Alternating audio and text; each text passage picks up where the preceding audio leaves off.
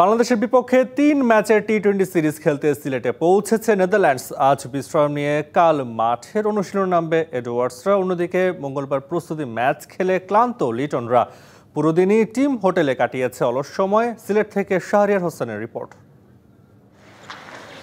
Von মিকেরেন ২০২৩ বিশ্বকাপে টাইগারদের একাই কাঁপিয়েছিলেন এই ক্রিকেটার। খেলেছেন বিপিএলও।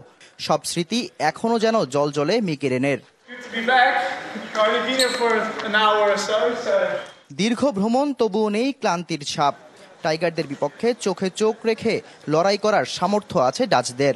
ম্যাচের সমীকরণ পাল্টে দিতে পারে এডওয়ার্ডস, মিকেরেন, ম্যাক্স ও দাউদের মতো ক্রিকেটাররা।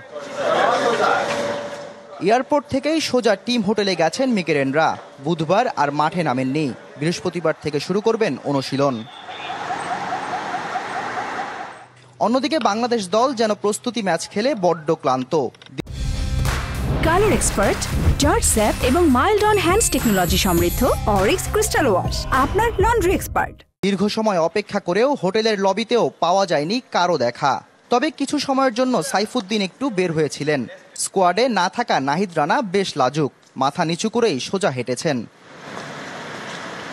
লিটনদের জন্য এই সিরিজটা এশিয়া কাপের ম্যাচ প্র্যাকটিস। তবে নেদারল্যান্ডস ছেড়ে কথা বলবে এমনটা ভাবলে ভুল। কেননা তারাও এই সিরিজকে দেখছেন টি-20 বিশ্বকাপের প্রস্তুতি হিসেবে। Shahriar Hossain, DBC news, Sylhet.